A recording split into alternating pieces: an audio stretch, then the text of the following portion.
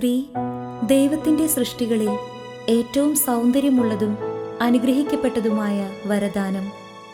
തലമുറകളുടെ പുനർജനിക്ക് സ്നേഹത്തിൻ്റെയും ത്യാഗത്തിൻ്റെയും സഹനത്തിൻ്റെയും ആൾരൂപമായി ഭൂമിയിൽ വിരാജിക്കുന്നവൾ.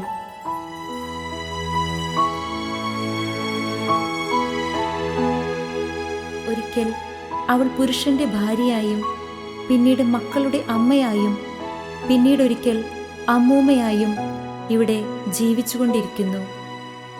ഒടുവിൽ എന്നൊരു ദിവസം ഭർത്താവും മക്കളുമെല്ലാം പിരിഞ്ഞു പോവുകയും അവൾ മാത്രം ഒറ്റപ്പെട്ട് ഏകാകിയായി അറ്റം കാണാത്ത വഴിയിലൂടെ.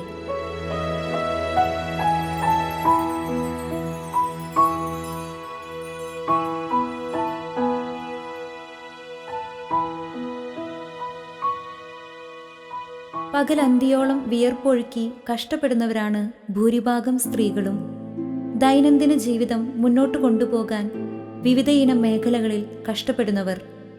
പരാതികളോ പരിഭവങ്ങളോ വിഷമങ്ങളോ ഉണ്ടായാൽ തന്നെ അതെല്ലാം ഉള്ളിലൊതുക്കി കുടുംബം, ഭർത്താവ്, മക്കൾ എന്നിവർക്കു വേണ്ടി ജന്മത്തിൻ്റെ തേയ്മാനം കണക്കുകൂട്ടാതെ അശ്രാന്ത പരിശ്രമം നടത്തുന്നവർ.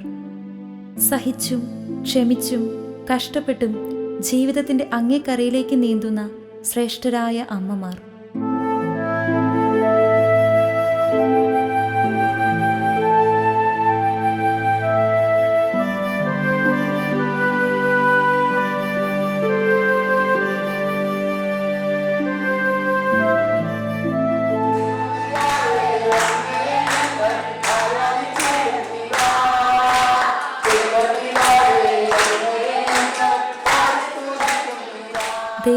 ഇവരെ കണ്ടു. മറ്റെല്ലാ സ്ത്രീകളെയും പോലെ ജീവിതത്തിൻ്റെ എല്ലാ ഘട്ടങ്ങളും തരണം ചെയ്ത് വന്നവരാണ് ഇവരും. പക്ഷേ എവിടെയോ വെച്ച് ഏതോ നിമിഷത്തിൽ തൻ്റേതല്ലാത്ത കാരണം കൊണ്ടോ മറ്റു പല കാരണങ്ങൾ കൊണ്ടോ ഇവരുടെ മാനസിക നില തെറ്റി. ഒന്നും ഓർമ്മയില്ലാതെ, ചുറ്റുപാടുകളോ ബന്ധങ്ങളോ ഒന്നും തിരിച്ചറിയാൻ പറ്റാതെ ജീവിതത്തിൻ്റെ പകുതിയിലധികം വഴി പിന്നിട്ട് ആർക്കും വേണ്ടാതായി.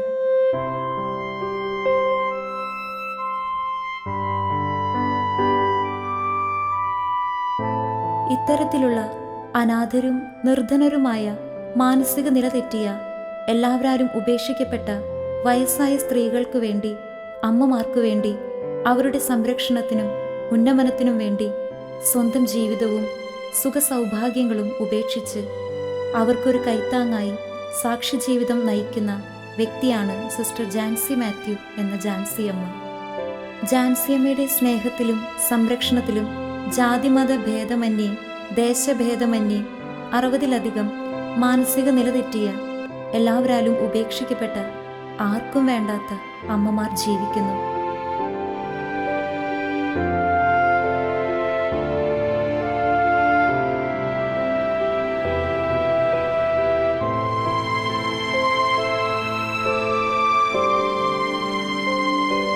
ഇമ്മാനുവൽ കൃപ ട്രസ്റ്റ് എന്ന ഈ സ്ഥാപനം മാനസിക നില തെറ്റിയ നിർധനരായ അമ്മമാർക്കുള്ള അഭയകേന്ദ്രമാണ്. A charitable institution for mentally sick women. Indian orphanage control ബോർഡിൻ്റെ കീഴിലുള്ള ഈ സ്ഥാപനം കഴിഞ്ഞ 20 കൊല്ലമായി ഒരു സൈക്കോ സോഷ്യൽ റീഹാബിലിറ്റേഷൻ സെൻ്ററായി പ്രവർത്തിക്കുന്നു. കേരളത്തിലെ തൃശ്ശൂർ ജില്ലയിൽ കൊടകര എന്ന സ്ഥലത്ത് പ്രവർത്തിക്കുന്ന ഈ കേന്ദ്രം മനുഷ്യസ്നേഹത്തിൻ്റെ, ത്യാഗത്തിൻ്റെ, സഹനത്തിൻ്റെ, സർവോപരി മാതൃത്വത്തിൻ്റെ, മനുഷ്യത്വത്തിൻ്റെ ഉത്തമ ഉദാഹരണമാണ്.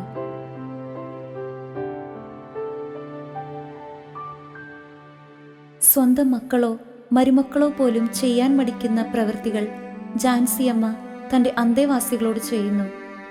ഓരോ അമ്മയുടെയും വൃത്തി, ശുദ്ധി, വസ്ത്രധാരണം, ഭക്ഷണം, മരുന്നുകൾ എന്നിവ ഇവിടെ കൃത്യമായി നിർവഹിക്കപ്പെടുന്നു.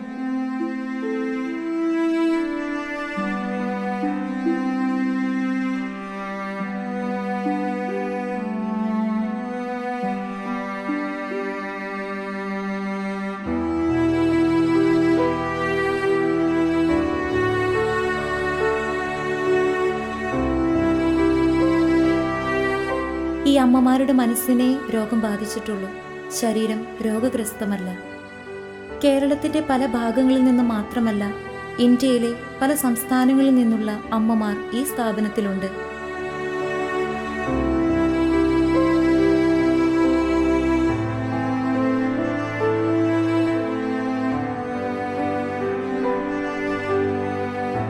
ബീഹാർ, കൽക്കട്ട, ഒറീസ, ഗുജറാത്ത്, ആന്ധ്രാപ്രദേശ്, തമിഴ്നാട്, പോണ്ടിച്ചേരി തുടങ്ങി ഇന്ത്യയുടെ വിവിധ ദേശങ്ങളിൽ നിന്നും ഉപേക്ഷിക്കപ്പെട്ടവർ ഈ കേന്ദ്രത്തിലുണ്ട്. സ്വന്തം നാടോ വീടോ വീട്ടുകാരോ ആരാണെന്ന് മറന്നുപോയവർ,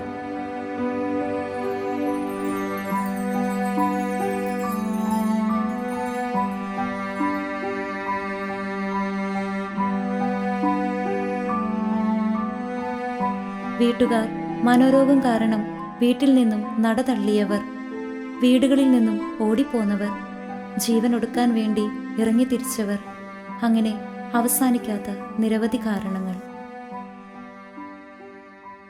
1998 കൊടകരയിലെ ഒരു അൽമായനായിരുന്ന ശ്രീ കെ പൈലോത്തിന് അദ്ദേഹം പങ്കെടുത്തൊരു ധ്യാനത്തിൽ നിന്നും ലഭിച്ച വെളിപ്പെടുത്തലിൻ്റെ അടിസ്ഥാനത്തിൽ അദ്ദേഹത്തിൻ്റെ ആത്മീയ ഗുരുവായ ഫാദർ ജോർജ് കുറ്റിക്കലിൻ്റെ അനുവാദത്തോടെയും ആശീർവാദത്തോടെയും ആരംഭിച്ചതാണ് ഇമ്മാനുവേൽ കൃപ ട്രസ്റ്റ്.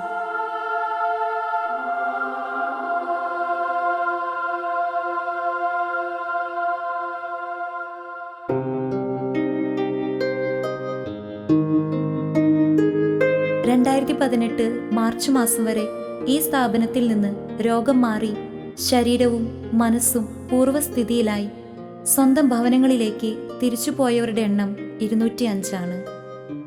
ഏകദേശം 26 പേർ പ്രായാധിക്യം കൊണ്ടും രോഗം കൊണ്ടും ഇക്കാലയളവിൽ മരിച്ചുപോയി. 5 എയ്ഡ്സ് രോഗികളും മരണമടഞ്ഞു.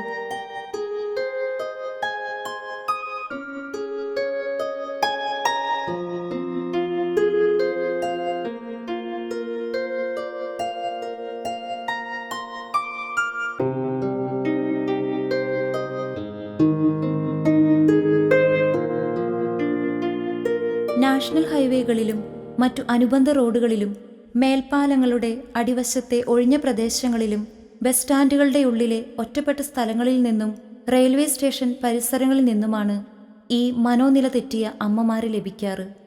ഭക്ഷണം കഴിക്കാതെയും വസ്ത്രം മാറാതെയും ഉറങ്ങാതെയും അലഞ്ഞു നടന്ന് എവിടെയെങ്കിലും ഒരു സ്ഥലത്ത് തളർന്നിരിക്കുമ്പോഴോ കിടക്കുമ്പോഴോ ആരെങ്കിലും കണ്ട് വിവരം അറിയിക്കുമ്പോൾ ജാൻസിയമ്മ വണ്ടിയുമായി എത്തി അവരെ ആശ്രമത്തിലെത്തിക്കുന്നു.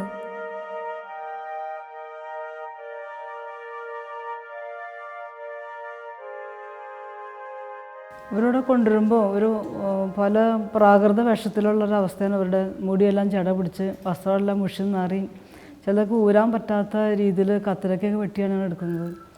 പിന്നെ അതിന് ശേഷം ഇവരെ ഡോക്ടറെ കാണിക്കും, മരുന്നും അതുപോലെ പ്രാർത്ഥനയും മറ്റുള്ള ഈ പരിചരണമൊക്കെയാണ് ഇവർ ഇത്രയും സന്തോഷമായിട്ടിരിക്കാനുള്ള ദൈവത്തിൻ്റെ സാന്നിധ്യത്തിലാണ് ഇവരുടെ ഈ ഇവരിത്രയും സന്തോഷമായിട്ടിരിക്കുകയെന്ന് പറയാം.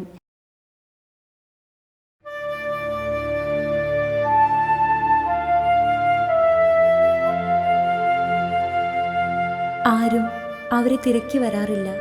അച്ഛനും അമ്മയും ഭർത്താവും മക്കളും ബന്ധുക്കളും ആരുമില്ല. അങ്ങനെ അവർ ഭൂമിയുടെ ഒരു കോണിൽ ഒതുങ്ങുന്നു.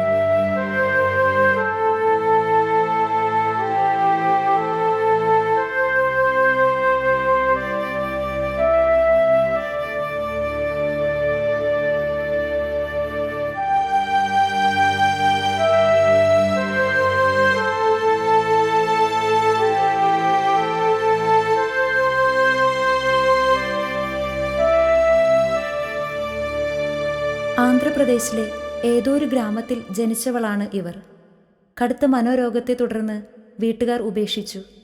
നാട്ടിൽ ചുറ്റിത്തിരിഞ്ഞ് നടക്കുമ്പോൾ ആരോ അവരെ ഒരു ട്രെയിനിൽ കയറ്റിവിട്ടു. എവിടെയൊക്കെയോ കറങ്ങിത്തിരിഞ്ഞ് ഒടുവിൽ അവർ ഇവിടെ എത്തി. ഇത് റൈന പുതുക്കാട് പോലീസ് സ്റ്റേഷൻ വഴിയുടെ റൈന ആശ്രമത്തിൽ കൊണ്ടുവന്നത്. റൈന സ്ഥലം ആന്ധ്ര എന്ന് പറയണു, കന്നഡയാണ് അവളുടെ ഭാഷ.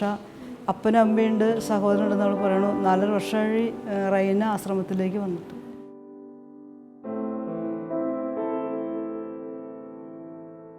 ഇത് സരോജം. തമിഴ്നാട്ടിലെ ധർമ്മപുരിയാണ് സ്വദേശം. പേര് പേര് ശൈലജ. ഊര് ഊര് ഒരു ജന്മപടി വീട്ടിലാരൊക്കെ ഇരിക്കേ? അപ്പ അമ്മ. സരോജന് ഞാൻ കൊടകര സ്റ്റോപ്പിൽ നിന്ന് തന്നെ എനിക്ക് കിട്ടിയതാണ്. ഒരു 17.5 വർഷമായിക്കാണ് സരോജന് കിട്ടിയിട്ട്. സരോജന നാട് ധർമ്മപുരിയാണെന്ന് പറഞ്ഞു. അപ്പനുണ്ട്, അമ്മയുണ്ട്, ഒരു മകനോട് മരിച്ചു, പിന്നെ ഭർത്താവും മരിച്ചു, ഒരു പെൺകുട്ടിയുണ്ട്, എവിടെയെന്ന് അറിയില്ല. അങ്ങനെ മാനസികമായിട്ട് അസമത്താനം വീട്ടിൽ നിന്ന് ഇറങ്ങി പോകുന്നതെന്ന് പറഞ്ഞത്. ഇപ്പോൾ സരോജം മറ്റുള്ള മക്കളെ ശുശ്രൂഷിക്കുന്ന ഒരവസ്ഥയിലേക്ക് സരോജം ഉയർന്നു വന്നിട്ടുണ്ട്. ഇവിടുത്തെ എല്ലാ കാര്യങ്ങളിലും മക്കളെ കുളിപ്പിക്കാനും വസ്ത്രം കഴുകാനും മറ്റെല്ലാ കാര്യത്തിലും ഭക്ഷണം പാകം ചെയ്യാനൊക്കെ സരോജം നമ്മളെ സഹായിക്കും. रायगंज बारी रायगंज कोलकाता আছে কলকাতা হয়ে যাওয়া লাগে, কলকাতা হয়ে আসা লাগে। പശ്ചിമ ബംഗാൾ থেকে আসছো? পশ্চিম বেঙ্গল থেকে আসছে। പശ്ചിമ ബംഗാൾ আসছো. ഇത് റുക്കിയ റായ്ഗഞ്ച്, കൽക്കട്ടയിലുള്ള റായ്ഗഞ്ച് എന്ന സ്ഥലത്തു നിന്ന് വരുന്നു. ഒരു ഹസ്ബൻഡും ഒരു മകനും ഒരു മകളുമുള്ള ഒരു കുടുംബമാണ് റുക്കിയയ്ക്ക്. 17 വർഷം മുമ്പ് കൊടകര ബസ് സ്റ്റാൻഡിന്റെ മുമ്പിൽ അലഞ്ഞു തിരിഞ്ഞ് നടക്കുന്നതിനിടയിൽ കൊടകര പോലീസ് കണ്ടുപിടിച്ച് ഇവിടെ കൊണ്ടുവന്നതാണ് ഈ അമ്മയെ.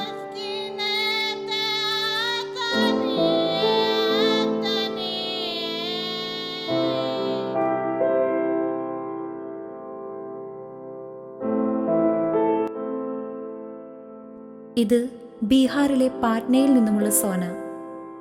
വർഷങ്ങൾക്ക് മുമ്പ് ഒരു ദിവസം വെളുപ്പിന് നാഷണൽ ഹൈവേയിൽ ഒരിടത്ത് ഇരിക്കുകയായിരുന്നു സോന. ഈ രോഗികൾ പലരും വ്യക്തിപരമായി അനേകം കഴിവുകൾ ഉള്ളവരാണ്. മനോരോഗം എന്ന ദുരന്തം വന്നതുകൊണ്ട് സ്വന്തം കഴിവുകൾ അവരിൽ തന്നെ അസ്തമിക്കുന്നു.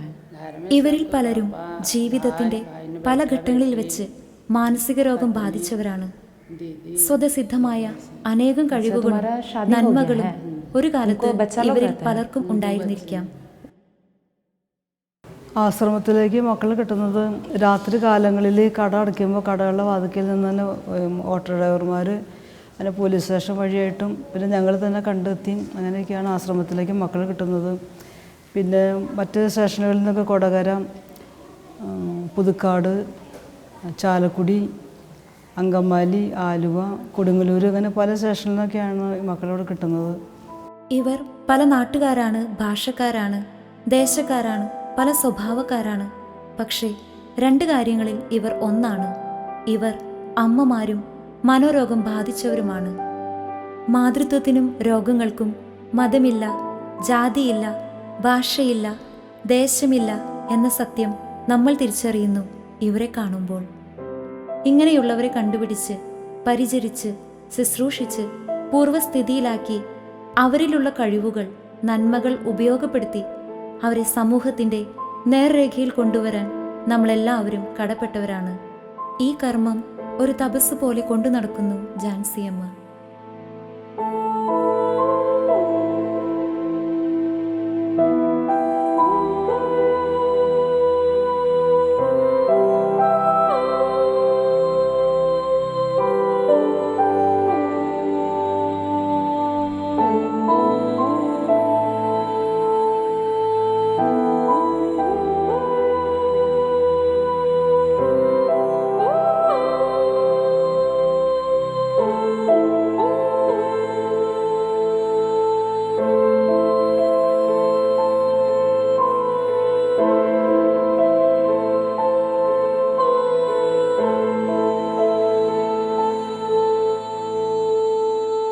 മോളുടെ പേരെന്താ? നീതു. നീതിൻ്റെ വീടോ? കോട്ടയം. നീതിൻ്റെ വീട്ടിലാരൊക്കെ ഉണ്ട്? അച്ഛനും അമ്മയും അനിയനും. അവരൊക്കെ എന്ത് ചെയ്യുന്നു? അച്ഛൻ കൂലിപ്പണി ചെയ്യണം, അമ്മ വീട്ടുപണിക്ക്, അനിയൻ പഠിക്കണം. എത്ര ക്ലാസ്സിലാണ്? 8ാം ക്ലാസ്.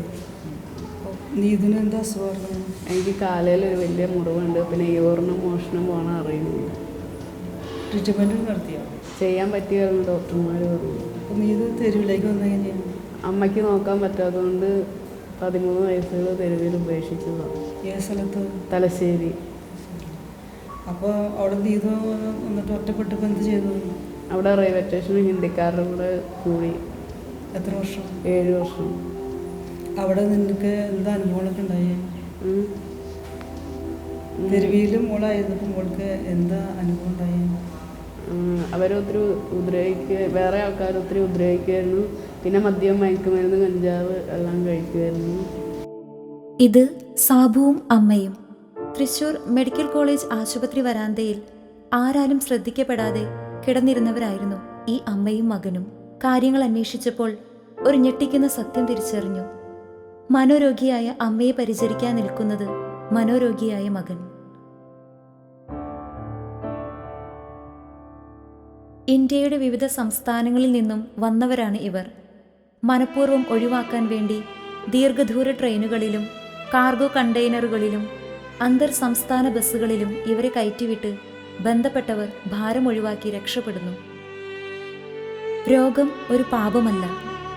ഇങ്ങനെയുള്ളവരെ എങ്ങനെയെങ്കിലും ഒഴിവാക്കി നടതള്ളുന്നവർ തങ്ങൾക്കും ഇങ്ങനെയൊരു ഗതി വന്നാൽ എന്താവുമെന്ന് ഒരിക്കലും ചിന്തിക്കുന്നില്ല. വേശ്യാലയങ്ങളിൽ നിന്ന് പ്രായക്കൂടുതൽ കൊണ്ടും രോഗങ്ങൾ കൊണ്ടും പുറന്തള്ളിയവരും ഇക്കൂട്ടത്തിലുണ്ട്. സൗന്ദര്യവും ആരോഗ്യവും ഉണ്ടായിരുന്ന കാലത്ത് ഇവരെ തേടി ഒരുപാട് പേർ പണവുമായി കാത്തുനിന്നു കാണും. ഇപ്പോൾ ആരുമില്ലാതെ, ആർക്കും വേണ്ടാതെ. ഇവർ വിവിധ സ്വഭാവക്കാരാണ്. പെട്ടെന്ന് ദേഷ്യപ്പെടുന്നവർ, ഒന്നും മിണ്ടാത്തവർ, മലവും മൂത്രവും എടുത്ത് ഭിത്തിയിൽ തേക്കുന്നവർ, വാതിൽ തുറന്ന് പുറത്തേക്ക് ഓടുന്നവർ, ഉറക്കത്തിൽ ഉറക്കെ കരയുന്നവർ, മറ്റുള്ളവരെ ഉപദ്രവിക്കുന്നവർ.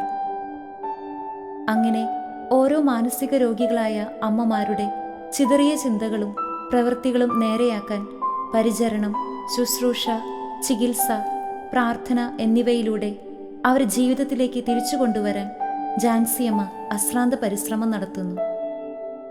ഇവരെയെല്ലാം സ്നേഹത്തിലൂടെ, കരുണയിലൂടെ, സഹനത്തിലൂടെ പരിചരിച്ച് ഒരു പുനർജന്മം നൽകാൻ എല്ലാം മറന്ന് അവിവാഹിതയായി ഏകസ്ഥയായി ജീവിക്കാൻ തീരുമാനിച്ച ജാൻസിയമ്മയുടെ സാക്ഷി ജീവിതം ഒരു മാതൃകയാണ്. മഹത്വമേറിയ ഒരു പുണ്യകർമ്മമാണ്. 89 ഞാൻ പോട്ടാശ്രമത്തിൽ വചനം കേൾക്കാൻ വരാൻ ഇടയായി. അവിടെ വെച്ച് ഈശോയ്ക്ക് വേണ്ടി ജീവിക്കണമെന്നുള്ളൊരു ആഗ്രഹം എനിക്കുണ്ടായിരുന്നു. അതൊരു പ്രത്യേകിച്ച് രോഗികൾക്കായിട്ട്, പാവപ്പെട്ടവരും അനാഥർ, ഏകസ്ഥ, വിധവകൾ എന്നുള്ള പ്രത്യേകിച്ച് തെരുവിൽ അലയുന്ന മാനസിക പ്രശ്നം മക്കൾക്ക് വേണ്ടി ജീവിക്കാനൊരു ആഗ്രഹം എനിക്കുണ്ടായിരുന്നു. അങ്ങനെയാണ് ഞാൻ ഈ ശുശ്രൂഷ നടക്കാനായിട്ട് കാരണമായത്. മനുഷ്യത്വവും കരുണയും തൻ്റെ ജീവിത ലക്ഷ്യമായി നെഞ്ചിലേറ്റിയ ജാൻസിയമ്മ ഈ സ്ഥാപനം നടത്തിക്കൊണ്ടു പോകുന്നത് യാതൊരു സാമ്പത്തിക അടിത്തറയും ഉണ്ടായിട്ടല്ല, ഒരു മതത്തിൻ്റെയോ സംഘടനയുടെയോ പിൻബലത്തിലല്ല. പ്രത്യുത നാട്ടുകാരുടെയും പരിചയക്കാരുടെയും അതിലുപരി ദുഃഖിക്കുന്നവൻ്റെ കണ്ണീരൊപ്പാൻ ഒരു കൈസഹായം ചെയ്യുന്ന നല്ല മനുഷ്യരുടെയും പിൻബലം കൊണ്ടാണ്.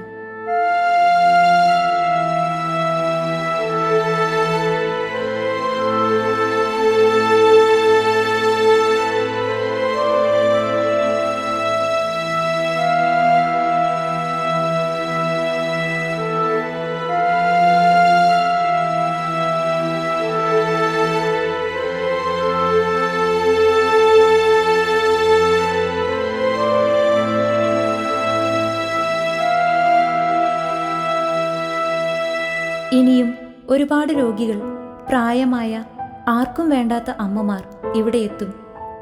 അവരെ സംരക്ഷിക്കാൻ ഈ സ്ഥാപനം കൂടുതൽ സജ്ജമാകണം.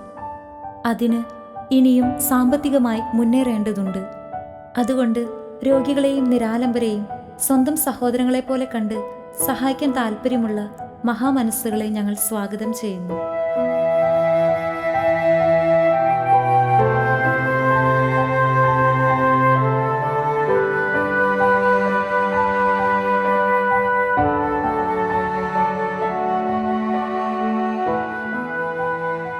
ഭൂമി കണ്ണീരുകൊണ്ട് നിറയാതിരിക്കാൻ ഇവരെ സഹായിക്കൂ.